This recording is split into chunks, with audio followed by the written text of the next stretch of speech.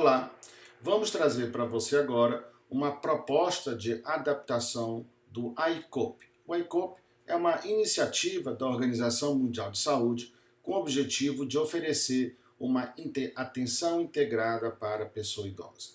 É uma publicação, né, de 2020, né, que vem sendo trabalhada durante os últimos anos com alguns especialistas na Organização Mundial de Saúde. E o nosso objetivo aqui é trazer as diretrizes do ICOP juntamente com aquilo que foi proposto por nós no Conselho Nacional de Secretários de Saúde, em parceria com o Ministério da Saúde e o Hospital Albert Einstein.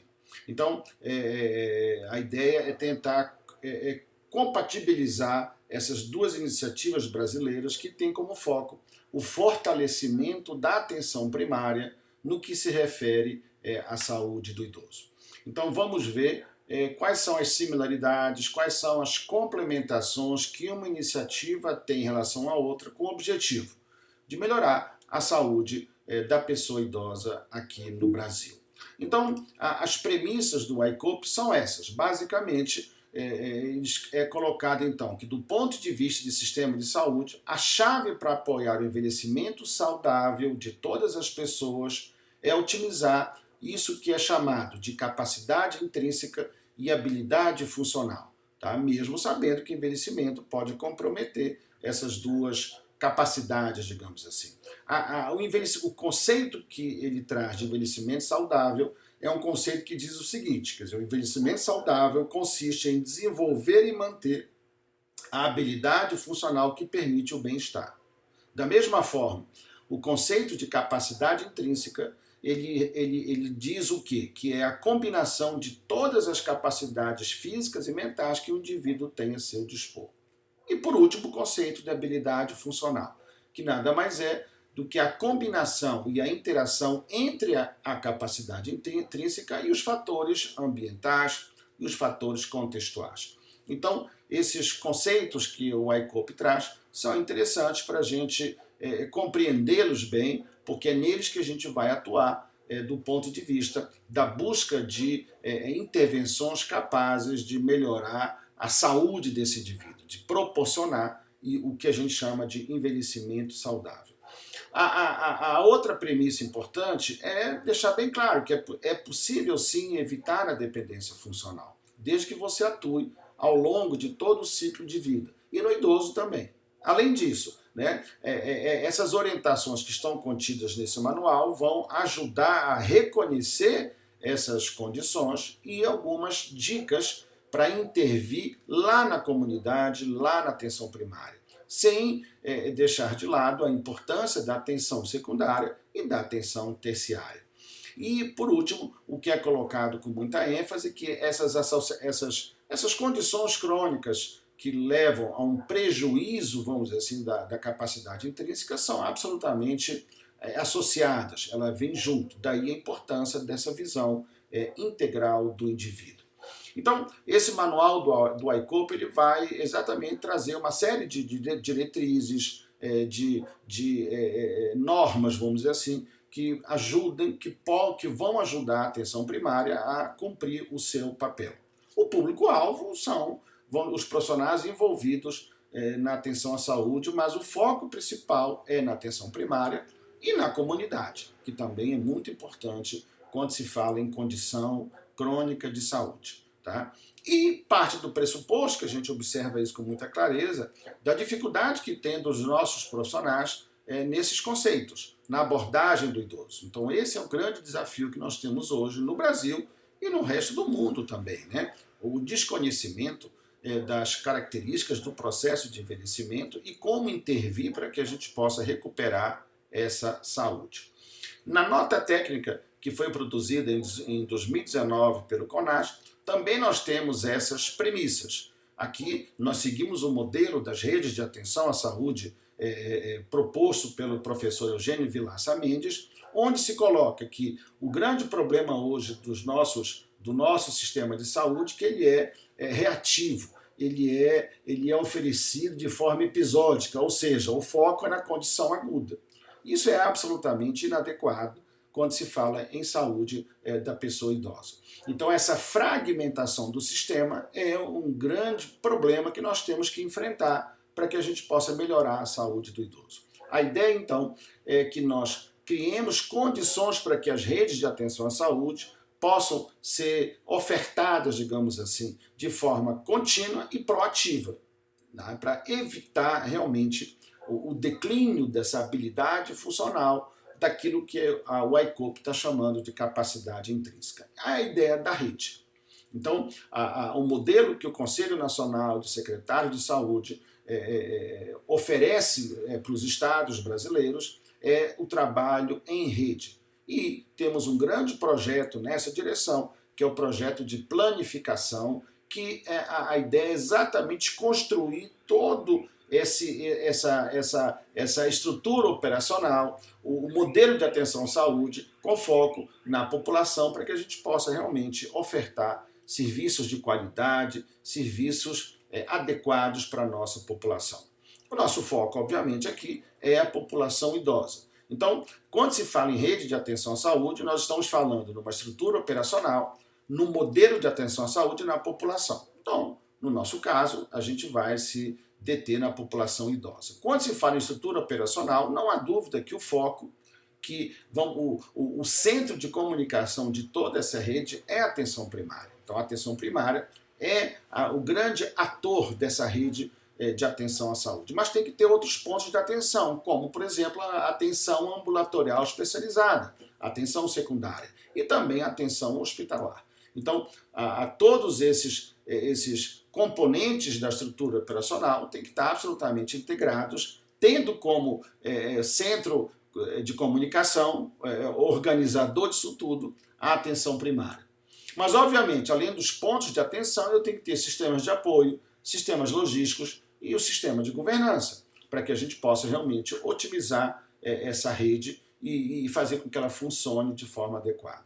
Mas, além da estrutura operacional, nós temos um modelo. E o modelo tem que ser aquele modelo baseado, vamos dizer assim, na atenção, na condição crônica de saúde. Então, infelizmente, hoje, os nossos sistemas de saúde são voltados para a condição aguda. Isso realmente é um grande equívoco, é um grande problema. Ele tem que existir, mas eu tenho que exatamente atuar nas condições crônicas que, na grande maioria das vezes, que vão levar às condições agudas. Então, são as estratégias mesmo preventivas e de gestão de doença e de gestão de caso. Então, por isso que a ideia desse modelo é que eu vou ter, então, premissas para que eu ofereça o modelo da atenção crônica de saúde, que a gente fala como, a gente refere com a sigla MAC. Então, o que é o MAC? Então, os 3 pilares desse manejo primeiro, a estratificação de risco, é reconhecer os indivíduos de maior risco para desenvolver complicações. A definição de metas de estabilização para esse indivíduo, para essas condições crônicas, e o autocuidado apoiado. É o indivíduo, o usuário, se tornar realmente, vamos dizer assim, o responsável pelo seu cuidado, juntamente com o sistema de saúde.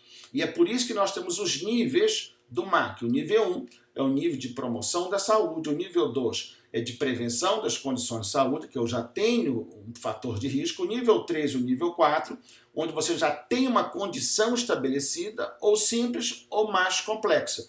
E o nível 5 são os casos mais graves, que exigem realmente tecnologias mais diferenciadas, que têm que dar apoio para a atenção primária.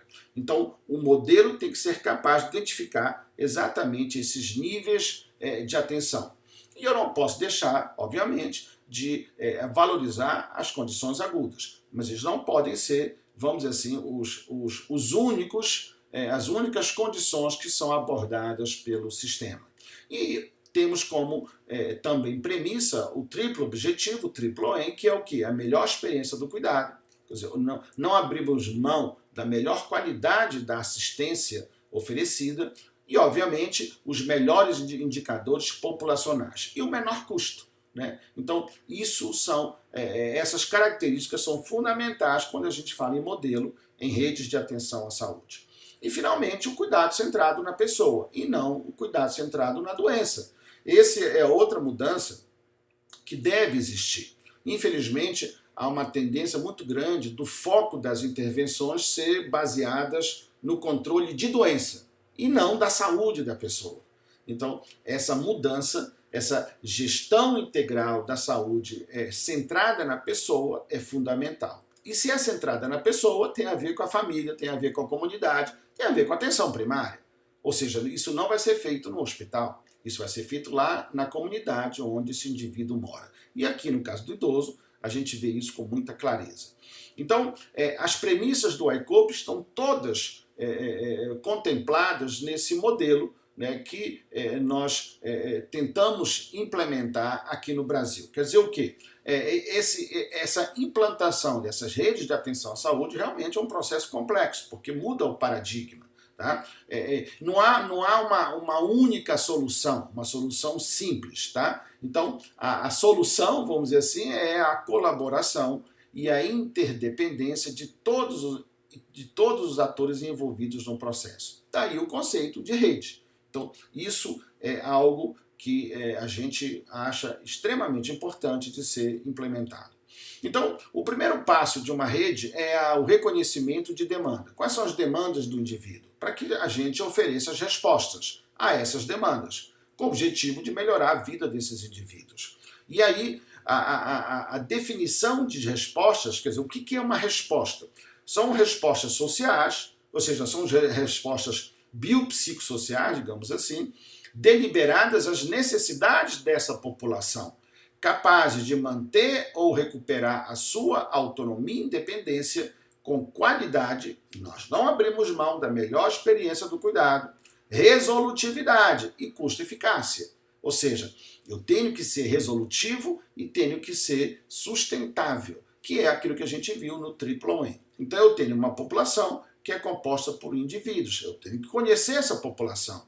A rede ela tem que ser proativa, ela tem que incluir, conhecer esses indivíduos para que reconheça as demandas e possa oferecer as melhores respostas, que é basicamente o que está no ICOP. O que o ICOP coloca? Olha, é fundamental você avaliar as necessidades, preferências e objetivos individuais, que é o que nós chamamos de reconhecimento de demanda, elaborar um plano de cuidados personalizado, ou seja, resposta, a definição das respostas. E os serviços que vão organizar essas respostas têm que ser coordenados, voltados para um objetivo único de manter a capacidade intrínseca e a habilidade funcional, que é exatamente aquilo que a gente colocou. Então, isso tudo é o modelo, é o conceito de rede, que foi contemplado no ICOP. Então, lembrando, o ICOP são diretrizes centradas no indivíduo, no âmbito comunitário, ou seja, não é hospitalocêntrico, isso é uma grande mudança que nós temos que oferecer, que incorporam o foco na otimização da capacidade intrínseca e habilidade funcional como chave para o envelhecimento saudável. Então, quais são os elementos disso que ele chama de capacidade intrínseca? Como a gente viu, é a combinação de todas as capacidades físicas e mentais, e ele elege 6 capacidades físicas e mentais. A capacidade cognitiva, a capacidade psicológica, a capacidade locomotora, a nutrição, que ele dá o nome de vitalidade, a capacidade visual e a capacidade auditiva. É como se isso fosse, vamos dizer assim, o ponto de partida para garantir para esse indivíduo, no caso idoso, a sua habilidade funcional. Que é o quê? Que é exatamente a combinação dessas capacidades intrínsecas, né, desses itens da capacidade intrínseca com o ambiente, para que a pessoa possa realmente ter o máximo bem-estar possível. E nós chamamos na nota técnica disso de autonomia e independência. E o envelhecimento saudável é o quê? É a capacidade, vamos dizer assim, em desenvolver esse bem-estar, o máximo de bem-estar possível, que nós chamamos de funcionalidade global. Então observe que os 2 modelos do ICOP e da nota técnica que foi desenvolvida é muito semelhante. O que pode haver são pequenas diferenças conceituais, mas que não afetam as premissas, o cerne do modelo.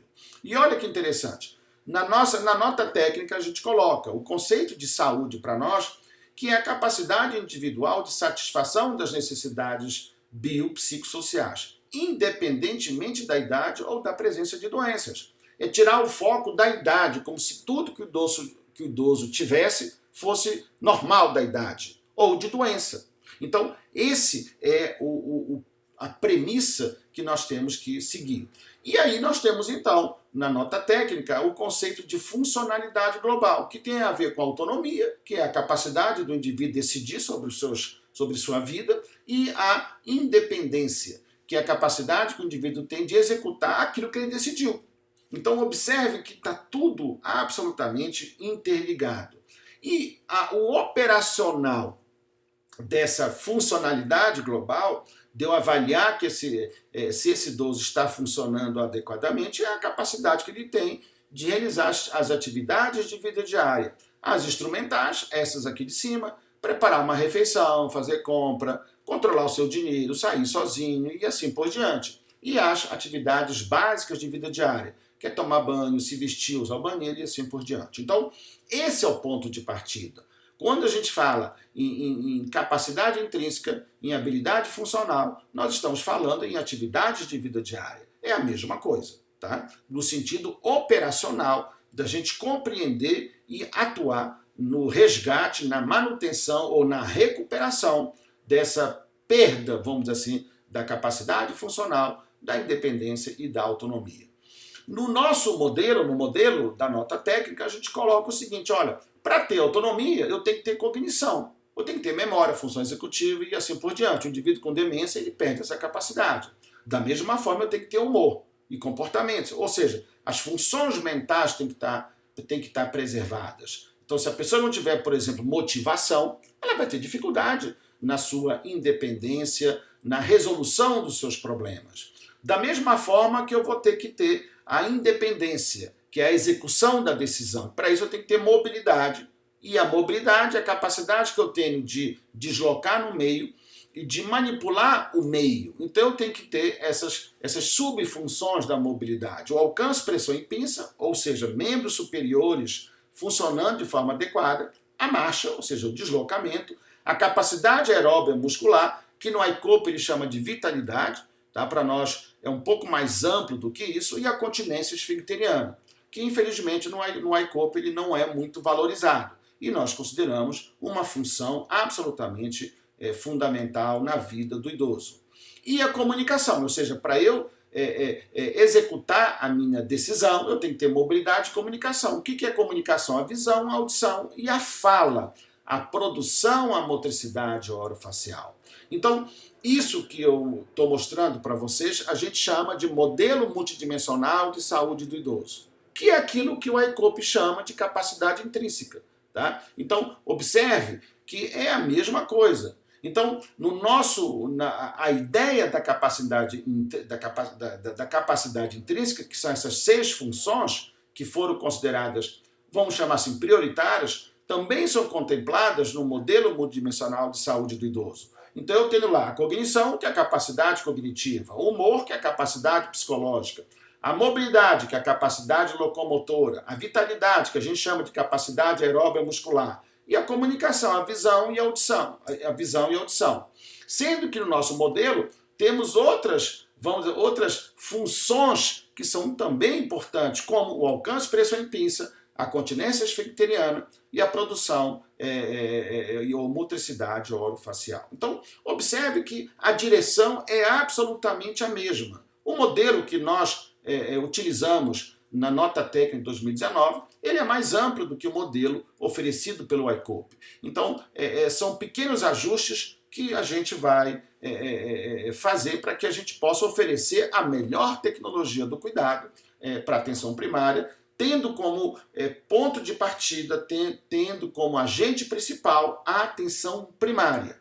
Então, o modelo multidimensional de saúde do idoso, ele parte do pressuposto que saúde é algo multidimensional. Então, o cerne de tudo é independência e autonomia, as atividades avançadas de vida diária, as atividades instrumentais de vida diária e as atividades básicas de vida diária, que é a funcionalidade global. Para isso eu tenho que ter cognição, eu tenho que ter humor e comportamento, comunicação e mobilidade. Tudo está lá no iCope. Mas eu também tenho que ter outros sistemas fisiológicos funcionando adequadamente. O sono, a saúde bucal e a nutrição. Mas também os sistemas fisiológicos clássicos, sistema nervoso, musculoesquelético, intestinal, respiratório, cardiovascular, pele anexo, o sistema geniturinário, o sistema endócrino metabólico. Ou seja, isso tudo é fundamental. Mas também o contexto, que a gente chama aqui de suporte familiar, de suporte social, lazer e segurança ambiental.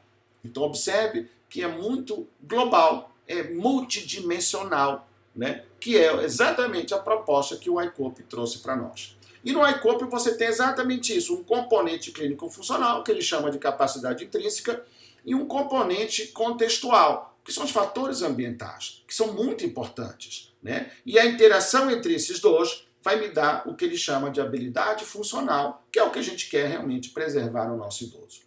E um outro ponto muito importante que a gente tem que lembrar é a heterogeneidade entre os idosos. Os idosos são cada vez mais diferentes à medida que eles envelhecem. Então, quanto mais idoso, quanto mais idade tem a pessoa, maior vai ser a diferença entre outro idoso da mesma idade.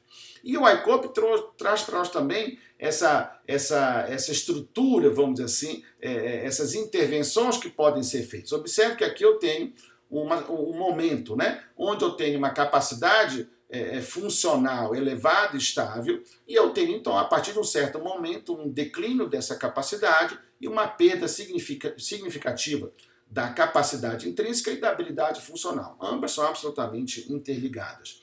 E aqui, obviamente, as intervenções que eu posso fazer do ponto de vista de prevenção e de reversão dessas incapacidades que esse indivíduo desenvolveu. Então, observem que o iCope traz o modelo de um declínio da habilidade funcional e da capacidade intrínseca. E eu tenho que reconhecer isso para poder oferecer uma recuperação dessa perda, desse declínio que esse indivíduo está apresentando. E nós também trazemos na nota técnica exatamente essa ideia, só que nós chamamos lá de vitalidade. Então, é muito importante a gente reconhecer qual que é o grau de vitalidade do idoso, que lá no iCope ele chama de habilidade funcional. Então, o conceito de vitalidade que nós temos aqui é o que? É uma medida da reserva homeostática, que é o que ele chama de capacidade intrínseca, que é a capacidade que o organismo tem de se defender das agressões do meio interno e do meio externo. A perda da vitalidade leva à fragilidade, que é exatamente a perda da capacidade intrínseca, que vai levar uma diminuição da reserva homeostática, um aumento do risco de desfechos adversos, como declínio funcional, internação, institucionalização ou morte. Isso não é dicotômico. Então observem que é um contínuo. À medida que a vitalidade diminui, a fragilidade aumenta. E eu tenho que entender exatamente, saber qual que é o grau de instabilidade homeostática que esse indivíduo tem, porque isso não é normal da idade.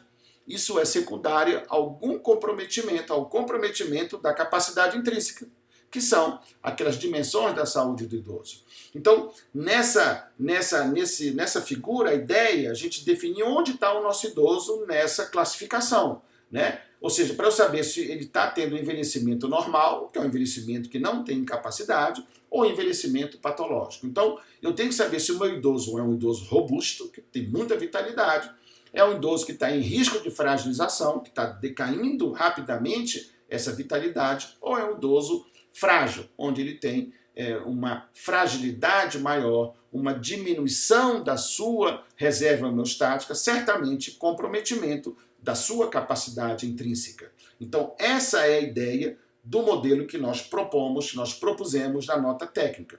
E aí nós temos uma classificação a partir daí que faz com que a gente defina, operacionalize melhor os vários tipos de idoso. Então eu tenho idoso extrato 1, extrato 2, extrato 3, que são idosos independentes, têm muita vitalidade, podem até ter doença, tá? Mas são idosos independentes, não têm nenhuma incapacidade funcional. Eles não têm comprometimento da capacidade intrínseca. Eu tenho o idoso extrato 4, extrato 5, que já tem uma iminência desse declínio funcional. Estão começando a ter um comprometimento dessa capacidade intrínseca, né? São idosos que a gente chama em risco de fragilização. E os idosos extrato 6 7, 8, 9 e 10 são os idosos frágeis, que já adquiriram realmente uma perda significativa da sua habilidade funcional e se tornaram dependentes. No extrato 6, essa dependência é parcial para VD instrumental. O extrato 7 é uma dependência completa para VD instrumental. O extrato 8, esse indivíduo já não consegue nem tomar banho sozinho, precisa de ajuda. O extrato 9, ele já não consegue fazer transferência, ele precisa de ajuda para transferência. E o extrato 10, ele não consegue nem comer sozinho. Então, observe que é muito importante você conhecer quem é o idoso, para que eu possa oferecer a ele todas as respostas biopsicossociais necessárias para recuperar a sua saúde ou o máximo de independência e autonomia possível. Então, o operacional do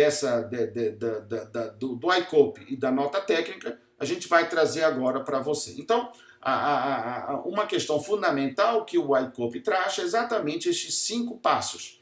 A triagem, o passo 1, que seria a triagem desses indivíduos, ou seja, eu vou exatamente reconhecer quem são esses indivíduos que têm um comprometimento da sua capacidade intrínseca, dos seus sistemas funcionais, tá? Para que a gente possa avaliar de uma forma adequada lá na atenção primária e elaborar um plano de cuidados para esse indivíduo. E a ideia é se criar um plano de cuidados personalizado usando todos os recursos que tem na atenção primária, na comunidade, onde aquele indivíduo está inserido. O passo 2 é essa avaliação mais detalhada, a compreensão da vida desse idoso, das questões socioambientais e da sua capacidade intrínseca e o manejo dessas condições de saúde. Tá? E pode ser até necessário que esse indivíduo precise da atenção secundária. E garantir, obviamente, uma reestruturação do seu ambiente social e físico, as demandas sociais, para que a gente possa realmente oferecer o máximo de independência e autonomia para esse idoso. E aqui o ICOPE faz uma menção muito importante para a polifarmácia, que consideramos realmente de grande impacto na saúde do idoso. E o passo 3, nesse passo a passo que ele nos traz, é elaborar um plano de cuidado personalizado, que tem todos esses componentes. Ou seja, o plano de cuidado personalizado não é uma ideia, é algo concreto. É algo onde eu tomei as decisões junto com o paciente daquilo que é melhor, as metas, o que nós vamos oferecer para esse indivíduo, do ponto de vista do cuidado profissional e do autocuidado apoiado. O passo 4 do ICOPE é aquele passo onde é importante, às vezes, a intervenção da atenção secundária.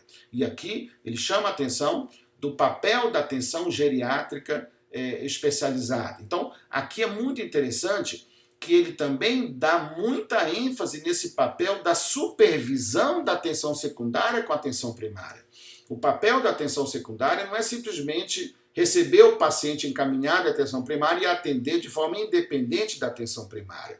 Isso é outra premissa que no nosso programa, no nosso projeto de planificação do CONAS, é muito importante. O papel do centro de referência, vamos dizer assim, da clínica de especialidade, não é simplesmente um centro de especialidade médica, mas um ponto de atenção secundária de uma rede de atenção à saúde.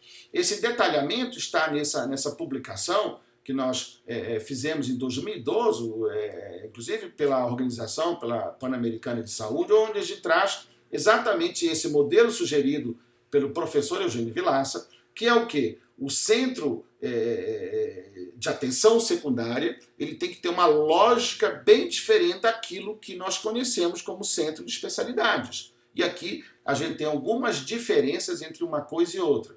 A grande diferença é o centro, o PASA, o ponto de atenção secundária, ele tem que estar interligado com a atenção primária. Ele é acionado pela atenção primária e trabalham de forma absolutamente integrada.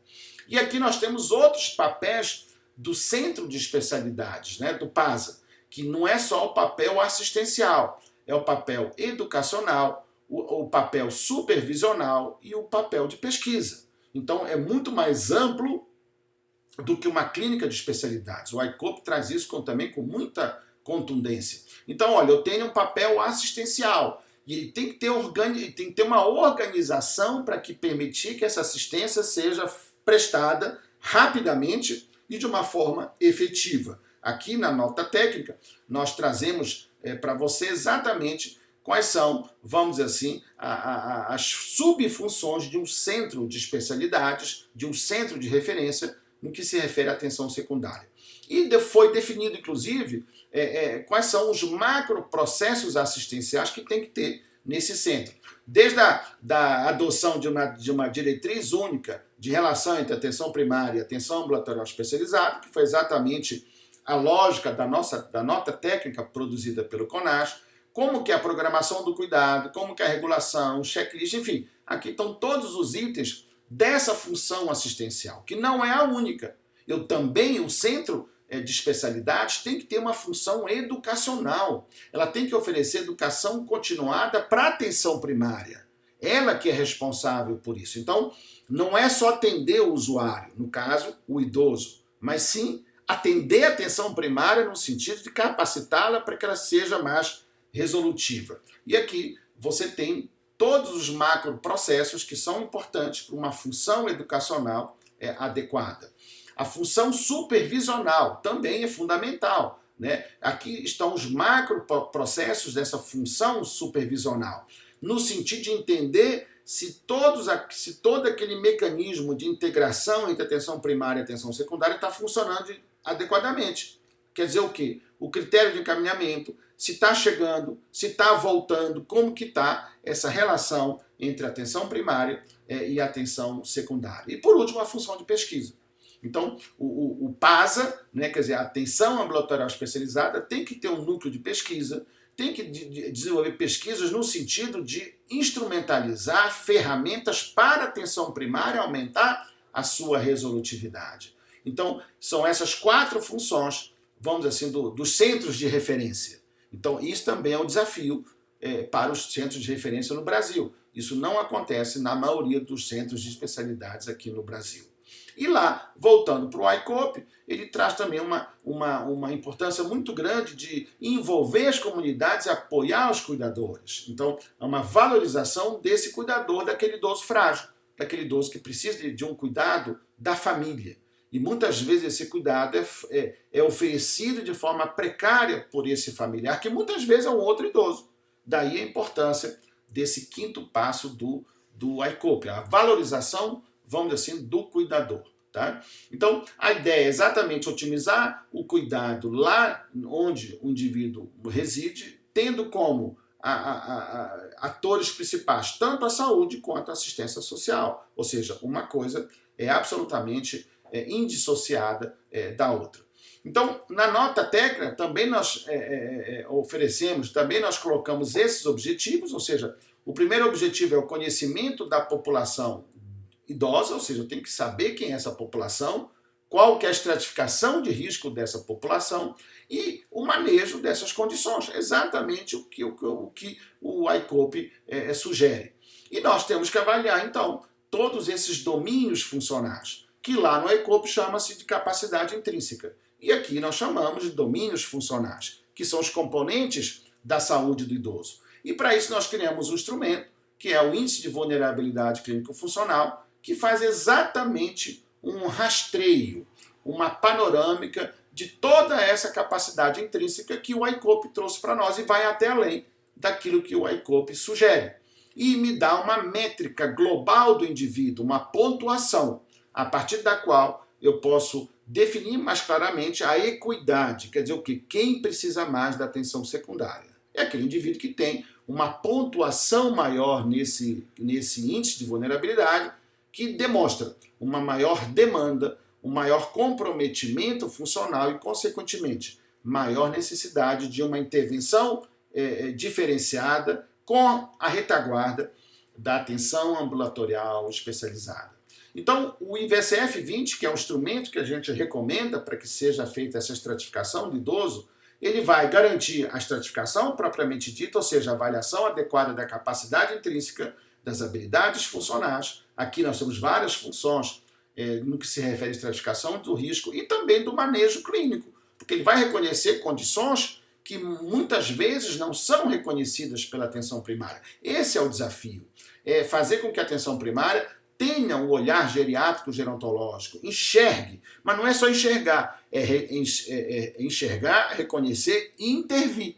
E aqui, observe a importância do plano de cuidados. Então, o IVCF-20 é uma forma de instrumentalizar o papel da atenção primária, que também é algo que o ICOP vai trazer para nós do ponto de vista instrumental, com essas, vamos dizer assim, com esses rastreios que ele sugere aqui, dessas 6 capacidades, desses 6 itens da sua capacidade intrínseca. Então, aqui você está vendo a sugestão que ele dá para o rastreio do declínio cognitivo, da mobilidade, da má nutrição, da deficiência visual aditiva e dos sintomas depressivos. Vamos agora comparar ambos as sugestões. Então, olha, como a gente já discutiu, na capacidade cognitiva, o ICOP ele sugere, então, que se pergunte para o idoso, né, se ele tem problema de memória ou orientação, tá? E fazer um testezinho de memória, onde você faz um registro de 3 palavras, em seguida você faz uma pergunta sobre orientação temporal e espacial e depois o recordatório dessas 3 palavras,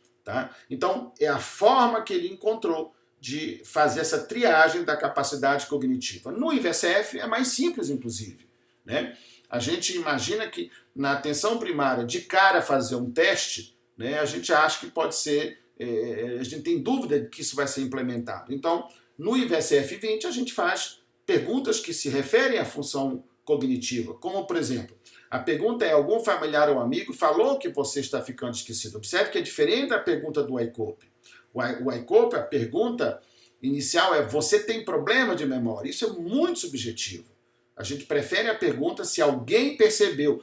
E essa pergunta, obviamente, vai ser feita para o cuidador, para quem convive com esse idoso. E, além disso, perguntar se esse esquecimento está piorando e se está trazendo alguma repercussão.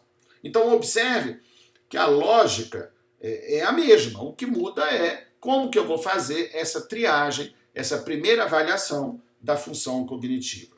E aqui no ICOP ele traz, vamos dizer assim, como que é feita então a triagem, como a gente já discutiu, e a partir daí eu faço uma avaliação em maior ou menor proporção, de acordo com o que eu encontrar no resultado, tá?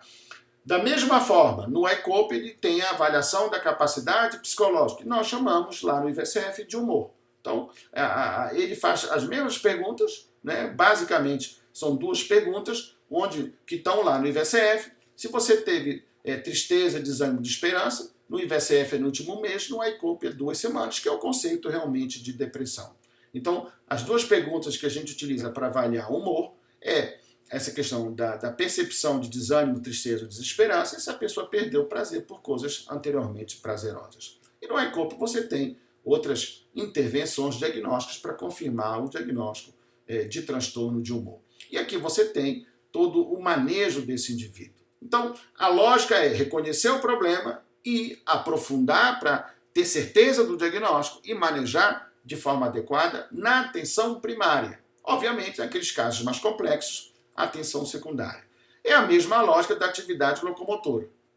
No ICOP, ele valoriza muito essa questão da sarcopenia, digamos assim, né?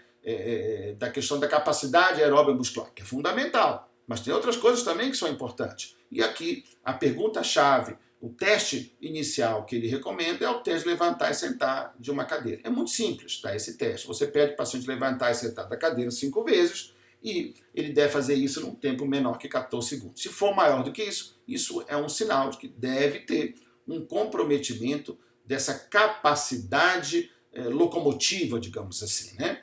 E, inclusive, sendo positivo isso, aplicar, né, o SPPB, que é uma bateria de teste para avaliar a função muscular e o equilíbrio, tá? No IVCF, a gente sugere intervenções diagnósticas mais simples, como, por exemplo, a gente divide, né, essa capacidade locomotora, digamos assim, em capacidade aeróbica muscular, onde a gente avalia que, basicamente, o tempo gasto em caminhar numa distância de 5 metros, de 4 metros, então a velocidade da marcha, que é um padrão também, que alguns consideram até como sendo o 6º sinal vital do idoso. Então você demarca uma distância de 4 metros e vê quanto tempo o idoso demora para andar 4 metros. Se for acima de 5 segundos, tem o mesmo significado da dificuldade do idoso sentar e levantar da cadeira 5 vezes. É a mesma lógica, ou seja, é a busca da sarcopenia. Também no IVSF nós utilizamos, dentro disso que a gente está chamando de capacidade aeróbica funcional, a questão da presença de perda de peso, do IMC e da panturrilha menor que 31 centímetros. Que aqui no ICOP, a gente vai ver daqui a pouco, ele chamou isso de vitalidade. Ele deu um outro nome para isso que a gente avalia também no IVSF. E nós também avaliamos no IVSF a marcha, com 2 perguntas muito simples, né? Se a pessoa tem dificuldade para caminhar, que impede que ela faça alguma coisa, e se ela teve 2 ou mais quedas no último ano. Realmente, isso a gente considera muito importante. O ICOP faz referência a isso, mas o teste inicial que ele faz para avaliar a função locomotora, a capacidade locomotora, é o teste de levantar e sentar de uma cadeira. Então, é interessante também. E aqui você tem toda a avaliação que deve ser feita nesse indivíduo de acordo com essa triagem. Bem, nós no ICOP também tem isso que ele chama de vitalidade, que você viu que vitalidade para nós é uma coisa mais ampla do que no ICOP. No ICOP o termo vitalidade foi muito utilizado para nutrição. E a pergunta que ele utiliza é se a pessoa teve perda de peso significativa, né, recente, e se tem perda de apetite. Né? Então, e aí, a partir daí, você vai aplicar outros testes nutricionais. No IVSF, como eu já lhe falei, isso está dentro da capacidade aeróbica muscular, que a gente pergunta se ele teve perda de peso significativa não intencional, se tem um IMC menor que 22 ou uma circunferência de panturrilha menor que 31 centímetros. São perguntas muito simples que a atenção primária tem plena condição de fazer. Nós já testamos isso no Brasil inteiro, isso é plenamente factível. Então, observe que os 2 sistemas, né, o ICOP e a nota técnica, avaliam as mesmas funções, com pequenas diferenças no instrumento. E aqui você tem, então, uma valorização que é dada no ICOP grande, né, a questão da sarcopenia, da fragilidade, que ele chama a fragilidade física, que é a sarcopenia, que no nosso modelo a fragilidade é uma coisa mais ampla do que a fragilidade física propriamente dita. E aqui ele define o manejo realmente desse comprometimento da vitalidade no sentido nutricional. Tá? E a capacidade visual, que ele pede exatamente para o indivíduo avaliar, fazer aquela prova do Snellen adaptada para a atenção primária, que é esse Ezinho, você vai apontar para que lado estão as perninhas do Ezinho. E no IVSF, a gente faz de uma forma mais simples, a gente simplesmente pergunta se a pessoa tem alguma dificuldade para divisão que impede que ele faça alguma coisa do cotidiano. É a mesma lógica. Tá? E aqui você tem o fluxograma das intervenções para esse indivíduo. Mesma coisa para a capacidade auditiva. Lá no ICOP ele sugere o teste de sussurro. E a gente, no IVSF, faz uma pergunta mais simples. A pergunta é, você tem alguma dificuldade para escutar que impede que você faça alguma coisa? A partir daí você aprofunda nessa avaliação funcional. Novamente, observe que todos os itens da capacidade intrínseca têm um fluxograma de abordagem, igualzinho o que a gente sugere na nota técnica nossa do CONASH. Então, aqui estão os instrumentos do ICOP, tá? que eles sugerem. Obviamente que isso aqui tem que ser adaptado para cada realidade. Tá? E aqui você comparando o ICOP com o IVSF. Observe que são as mesmas funções, não há diferença, pelo contrário. O modelo que nós sugerimos aqui no Brasil ele é muito mais amplo do que o ICOP. Ele avalia outras funções do que o ICOP sugere. E de uma forma mais simples, que pode ser usada na atenção primária, e inclusive ser usada pelo agente comunitário de saúde.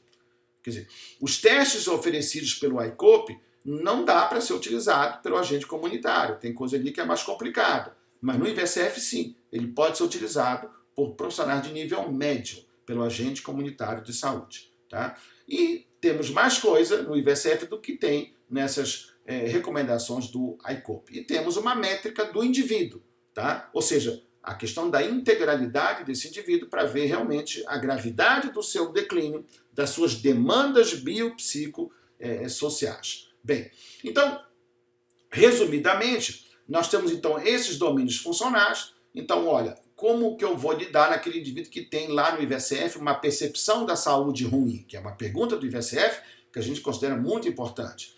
Vou ver o declínio funcional. O IVSF, a impressão que passa é que ele não valoriza tanto assim a avaliação das AVDs. Tá? Ele coloca a avaliação das AVDs no segundo momento. No IVSF é o primeiro momento. A gente parte da funcionalidade, da independência nas atividades e vida diária. E a partir daí, eu vou fazer uma avaliação funcional global e do suporte familiar. Se o indivíduo é dependente, tem que ter alguém que cuide dele. Então isso é muito importante. E aí eu vou ver, então, através das escalas próprias, qual que é o extrato clínico funcional desse idoso. Mesma coisa se aplica à cognição.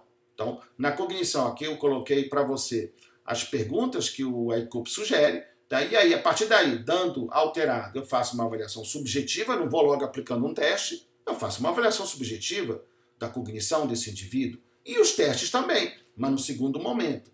E o ICOP sugere testes que não são muito utilizados no Brasil. Só o Minimento que é utilizado no Brasil. Tanto o MOCA, o Minicog e esse outro são pouco utilizados no Brasil e a gente acha que a atenção primária vai ter muita dificuldade para incorporar isso na sua prática clínica. É fundamental para se dar o diagnóstico da incapacidade cognitiva. O humor é a mesma coisa, avaliação subjetiva e avaliação objetiva para dar um diagnóstico de depressão e ansiedade. Na mobilidade, nós, como já falei, valorizamos os membros superiores, né? Exatamente porque tem muitos problemas nos idosos com o ombro congelado, que traz limitação funcional. Da mesma forma, a manipulação de objetos. Lá no IVSF, eu tenho perguntas que avaliam isso. E a capacidade aeróbia e muscular, né? Que lá no ICOP ele tem, então, essas duas perguntas, né? Que é o teste de levantar e sentar da cadeira 5 vezes, e essas perguntas de perda de peso e perda do apetite. Então, isso também nós temos no IVSF, temos outras coisas que não tem no IVSF. E a minha avaliação nutricional, caso haja positividade nesses testes de triagem. E nós utilizamos como, vamos dizer assim, uma prova de sarcopenia, a velocidade da marcha. No ICOP ele sugere o teste de levantar e sentar da cadeira 5 vezes. Ambos têm vantagens e desvantagens, né? E acreditamos que ambos podem ser utilizados facilmente na atenção primária. O objetivo aqui é reconhecer a alteração nutricional, tanto a subnutrição quanto a obesidade, e a sarcopenia, tá? E o SPPB, caso haja suspeita de alteração do equilíbrio ou da função muscular. Mas a marcha também para nós é muito importante ser avaliada, tá? Nessas duas perguntas do IVSF, se tem dificuldade para caminhar que impede que o indivíduo faça alguma coisa, ou se teve 2 ou mais quedas no último ano. Isso também é muito importante para nós. São duas condições muito negligenciadas na atenção primária. E a partir daí eu vou aplicar o Time Up and Go ou o SPPB, né? Eu vou fazer uma avaliação dos membros inferiores, pés e dos calçados, a gente não pode esquecer disso, da hipotensão ortostática, que é uma grande causa de queda, uma avaliação cardíaca pulmonar e de hemoglobina, ou seja, do transporte, da capacidade aeróbica do indivíduo, que o indivíduo pode ter uma insuficiência cardíaca, um DPOC, ter dificuldade para caminhar, que impede que ele faça alguma coisa pela dispneia que ele tem. E também a avaliação ambiental. Mas, além disso, a gente valoriza nesse indivíduo, né, a sua continência esfincteriana. A incontinência a gente acha muito importante, usando esse instrumental para reconhecer tanto a incontinência urinária ou a incontinência fecal. Também avaliamos a visão. O ICOP ele usa coisas um pouco mais trabalhosas, digamos assim, do que aquilo que a gente sugere no IVSF, que é simplesmente perguntar se a pessoa tem alguma dificuldade para enxergar que impede que ela faça alguma coisa. E a partir daí eu vou atrás do diagnóstico. A mesma coisa a audição. Então, o ICOP sugere teste sussurro e outros testes um pouco mais que exigem um treinamento um pouquinho maior. O IVSF é uma pergunta mais simples, tá? Para a gente poder reconhecer exatamente essas alterações auditivas no idoso, né? E a comorbidade múltipla, que no ICOP ele não dá muita ênfase nisso, e nós achamos fundamental, por exemplo, reconhecer a polifarmácia. Por isso que tem no IVSF essa pergunta, se a pessoa toma 5 ou mais medicamentos todo dia, que é um grande problema, porque boa parte desses idosos com polifarmácia estão tomando medicamentos que são inapropriados. Da mesma forma, a presença de polipatologia, que significa que ele tem condições crônicas, doenças que têm que ser manejadas, ou se ele teve internação recente. Então, observe que nesse fluxograma, a ideia é trazer para vocês a sugestão da nota técnica e do ICOP. Observe que é muito semelhante. Muda algumas coisinhas simples, tá? E também não podemos nos esquecer do contexto, dos fatores contextuais, tá? Dos fatores ambientais que vão determinar a habilidade funcional junto com a capacidade intrínseca, que são esses componentes que a gente viu. E o ICOP traz de uma forma muito interessante a avaliação da assistência e apoio social. E aqui que ele coloca a avaliação das AVDs, porque o idoso que é realmente dependente, ele precisa de um apoio familiar e social. Então isso tem que ser feito em todo idoso. Então ele dá muita atenção para a violência também contra a pessoa idosa, da importância da assistência social nesse manejo. Na nota técnica do CONAS, nós também avaliamos isso, avaliando especificamente cada um dos itens de suporte familiar e de suporte social. E damos uma métrica, uma nota para que a gente possa exatamente reconhecer a gravidade da fragilidade sociofamiliar, que é um grande problema no nosso idoso. Então, a ideia é se construir também um índice de vulnerabilidade sociofamiliar, para a gente ter uma métrica e ver a magnitude do comprometimento desse componente sociofamiliar na saúde daquele indivíduo. E o suporte aos cuidadores, que realmente é algo fundamental para ser feito no indivíduo, no idoso frágil, que tem que ter alguém que cuide dele. E aqui ele coloca exatamente o mesmo fluxograma que colocado para aqueles itens da capacidade intrínseca, que vale a pena você dar uma olhada. E, por último, a ideia do plano de cuidados. Então, o plano de cuidados tem que ter, ele tem que ser fruto de uma avaliação multidimensional e, a partir daí, as intervenções que vão ser feitas para esse indivíduo. Daí é importante saber quem é esse idoso, qual que é a classificação clínico-funcional dele, para saber, inclusive, definir metas de diabetes, de hipertensão, de várias coisas. E o trabalho interdisciplinar para esse indivíduo. E o que vai demandar da família vamos dizer assim, do suporte familiar, do suporte social, dos recursos da comunidade onde esse idoso está inserido.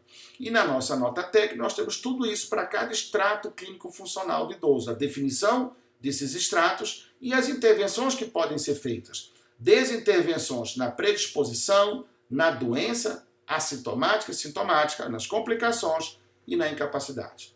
Tá? E a partir daí eu tenho, no plano de cuidado, tem que estar muito claro quais são as ações preventivas ou promocionais, curativas e paliativas e reabilitadoras. Isso que é o plano de cuidados. É uma coisa muito ampla, que tem que ter, então, a definição da presença dessa fragilidade multidimensional, que nada mais é do componente clínico-funcional e sociofamiliar, que é o que o ICOP chama de capacidade intrínseca e habilidade funcional. É a mesma lógica que nós utilizamos aqui também. Tá? E o plano de cuidados personalizado com isso tudo aqui. Estratégia de promoção da saúde, prevenção primária, secundária e terciária. E o mais importante, a quaternária, que é o excesso de intervenções, que é um problema no nosso idoso. E, por último, a importância do cuidado profissional e do autocuidado apoiado, que aqui a gente chama de cuidado familiar comunitário. Porque o idoso dependente, é difícil você usar o termo autocuidado apoiado, porque quem cuida dele não é ele, é a família, porque ele não dá conta de cuidar de si. Então essa é uma pequena também mudança conceitual que a gente utiliza.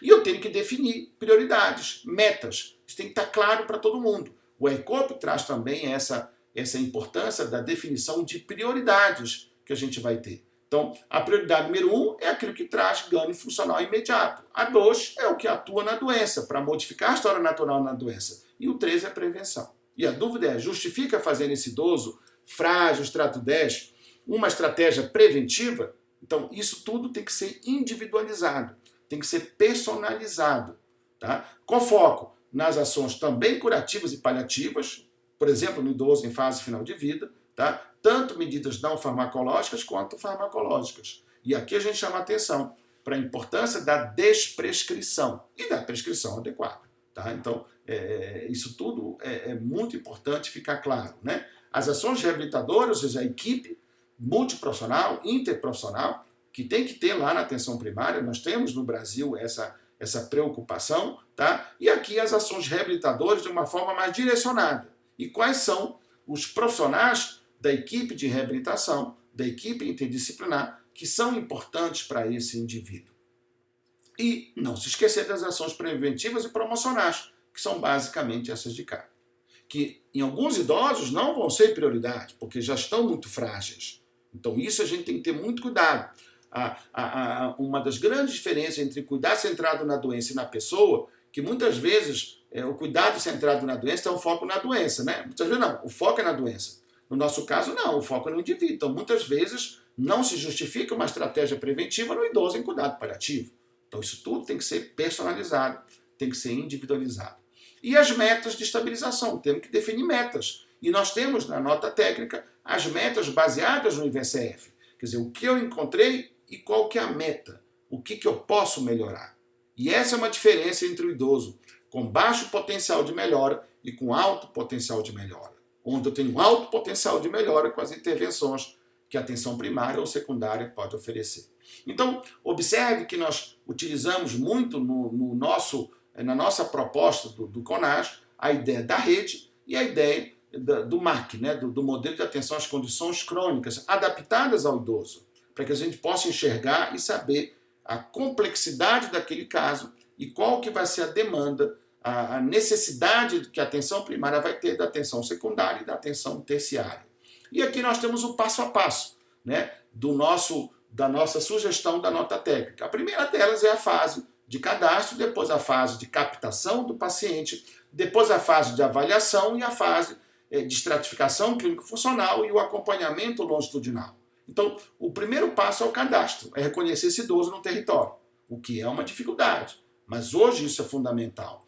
Depois eu tenho essa avaliação inicial, baseada no reconhecimento da capacidade intrínseca, que aqui a gente sugere que seja feita pelo IVCF-20 e por essa avaliação, vamos dizer assim, sociofamiliar. Tá? Então, esse é a fase 3 desse processo. E aqui nós temos a importância das várias dimensões da saúde do idoso. A fase 4, então, é aquela fase onde eu defino o que o indivíduo tem e quais são as demandas e quais são as respostas, ou seja, o plano de cuidados desse indivíduo. E a fase 5 nada mais é do que essa relação mais direta entre atenção primária e atenção secundária. Tá? Então, aqui nós temos claramente exatamente isso, essa avaliação pela atenção secundária naqueles casos que se fizerem necessários, baseadas no IVCF-20 desse indivíduo, e a partir daí, saber quem é um idoso com baixo potencial de melhora, com alto potencial de melhora, e o idoso em fase final de vida, que é o que a gente coloca aqui. É aquele idoso é o frágil com baixo potencial, você não vai melhorar. Então o objetivo aqui é que ele piore, que ele não piore, ou que ele piore de uma forma absolutamente adequada, ou seja, lenta, porque tem coisa que a gente não consegue evitar que piore, mas eu posso acelerar a piora. Então o objetivo aqui é não acelerar a piora. Diferente do indivíduo com alto potencial de melhora, onde eu posso melhorar muito com as intervenções especializadas. E o idoso em fase final de vida, que é o idoso do cuidado paliativo.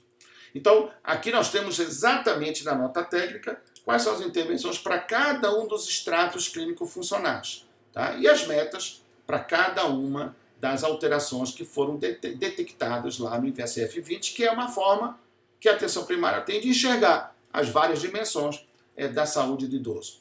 E nós nos preocupamos muito na nota técnica, na construção da nota técnica, da definição de indicadores, né, de processo e de resultado, para que a gente veja isso, para a gente avaliar se essas intervenções estão adequadas. E aqui nós temos várias sugestões de indicadores para a gente ver, vamos dizer assim, a saúde populacional, os desfechos populacionais.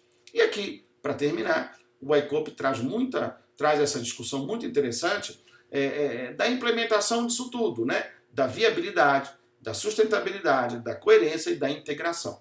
Então, o papel do gestor, a importância do gestor, do nosso Sistema Único de Saúde, acreditar nisso e realmente intervir e oferecer condições para que a atenção primária possa cumprir o seu papel de uma forma ampla, juntando o Sistema Único de Saúde e o Sistema Único de Assistência Social.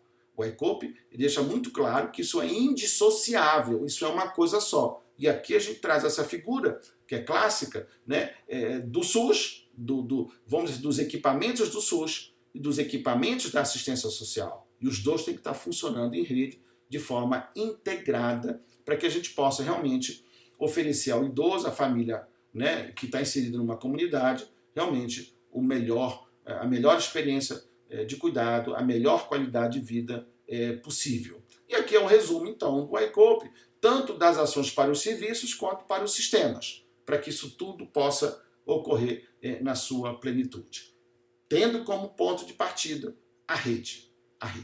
Ou seja, é fundamental a gente lutar para que o SUS possa oferecer as suas respostas na forma de uma rede de atenção à saúde, organizada, que esteja absolutamente integrada. E no caso do idoso, reconhecendo as particularidades dos idosos. Não só a idade, mas sim a sua condição de saúde.